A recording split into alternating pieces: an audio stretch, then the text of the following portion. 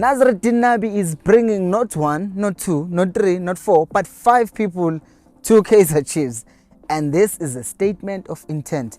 And we're going to talk about who are those people, because as far as we knew, was only bringing 3 people. We're also going to talk about the 3 people that Kaizer Chiefs are going to sign and who the options are currently.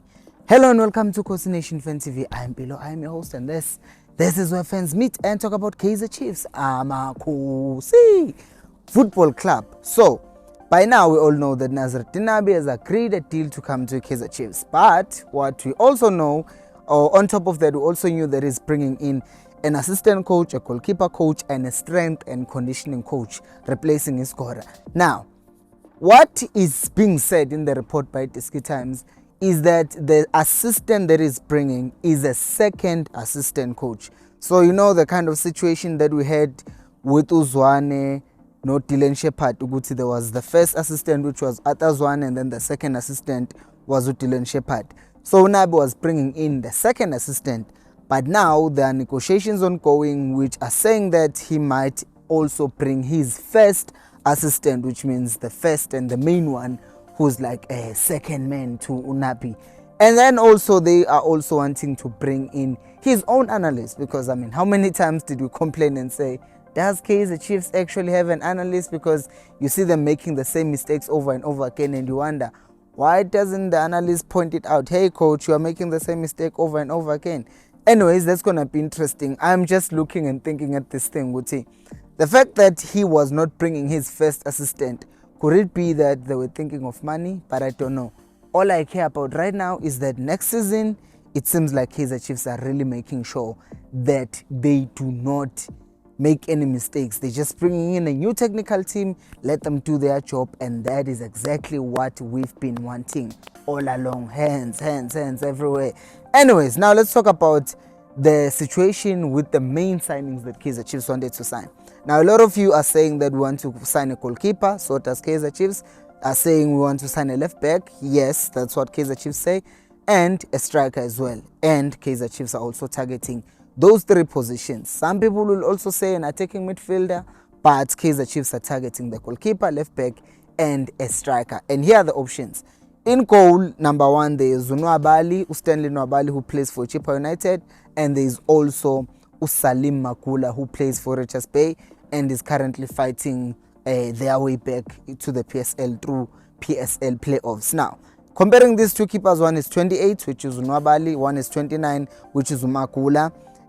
Both of them, I couldn't see when their contracts are ending, but both of them signed their contracts with their current teams in 2022, which means it's fair to assume that their contract might be ending next year, because usually in SA they give players like 2-year contracts with an option to extend, or a flat out 3-year contract. So it seems like a deal that can be done for either of the keepers, because think about it.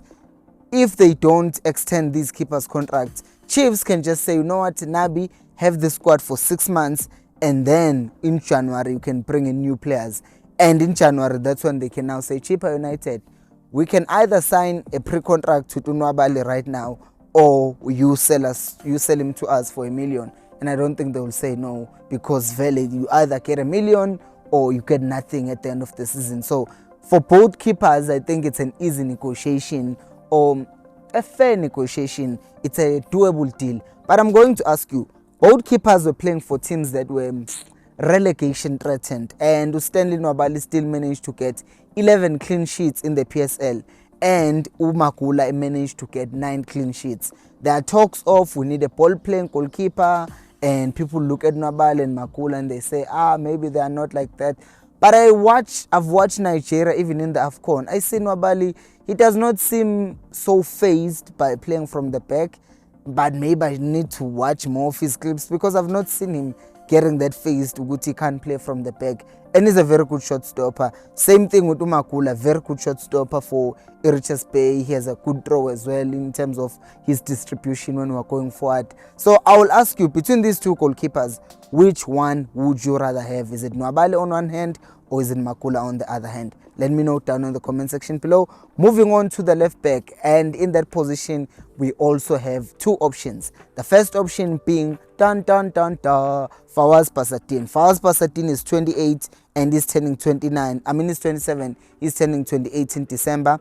And Makula, not Makula, Urian Hanamupwa Mazulu is 29. And if you look at both these players, both of them in the matches that they've played this season, each of them has 1 goal and 2 assists. Right, they are left backs, and you expect your full backs to create chances. But there was a stat that came through, and Urian Hanamub was actually the one who was creating way more chances in the PSL. It's just that he wasn't having strikers. I think he was number 4, if I'm not mistaken. There was Upans, there was someone else, and then it was him as a left back among creative forwards and midfielders. So I looked at that and I was like, this is actually a very good stat to have. And thinking of Fawaz Pasatin, knowing very well that the project is going well over there at Stellies, you ask yourself, what is Chiefs going to do? Because you sign Upasatin, he's turning 30 next year. You sign this guy, you sign Hanamub, he's turning 30 next year. So age, now you have like 2 more years to just squeeze out of him. On the other hand, you have Fawaz Pasatin, who's going to be expensive, but maybe will give you 2 more years compared to Rian Hanamub. So that's another question that I have for you. Between Hanamub and Pasatin, which one do you think Chiefs should go for or would go for? Remember, with Hanamub, we also talked about the fact that the thing that is making it tricky for Chiefs to sign that player as well is the fact that now they've made a deal. TS Galaxy and Stellenbosch have made a deal to swap Umuchela no Kobolwake Sibande. So Kobolwake Sibande is going to TS Galaxy, who is a left back and a backup for Fawaz Pasatin, which means Pasatin now is either going to be backed up by someone from mid development, or as we heard, the Tumtaga is training with Stellenbosch. He's now going to be the backup of Fawaz Pasatin. So that's going to be very interesting. Let me know what you think about those two. And now we go to the striker position. If you're enjoying this video up to this point, please do make sure to like the video and subscribe to the channel if you are new. And if you have already subscribed and you have liked the video, then you can become a member. It's only 20 rands. Click on the link that's on the description or on the pinned comment and you can become a member. You get a sticker next to your name, and that makes me prioritize you as a member of this channel when I'm responding to comments. So thank you to all of those who are members. And now let's move on to the striker position. And the first one, we talked about him yesterday, which is Ulebo Motiba, who's already been spotted at Naturena, which makes me go, okay, that is interesting, because Lebo Motiba is a free agent. That's a big plus when it comes to Kaizer Chiefs and signing players. He's 28, so age is on his side. Disadvantage about him though is the injuries, is the amount of salary that he's going to ask for when it comes to Chiefs. Which brings us to the other option, which is Andy Boyeli. He's only 22, and now there were talks a few weeks back that was spotted at Naturena. So it's confusing me now, Guti, which one is actually going to be it. Boyeli is 22, his contract is ending in 2025, which means his team will be desperate to sell him as well at Dynamos, because they know that if they keep him, Chiefs can sign a pre-contract with him in January. So they will also want to buy him right now. And he's a very striker that even Pirates and Sundowns, he's a very good striker that Pirates and Sundowns also want to sign. But between the two, would you have Motiba or would you have Boyeli? You have experience in Motiba, and being a South African player, you have Boyeli. But both of them, they are like foreign players at this point, because Motiba hasn't played in South Africa for a long time. So who would you rather have, a young player or a more experienced one? Let me know down in the comment section below. Thank you so much for watching, and until next time, remember, Khosi, I'll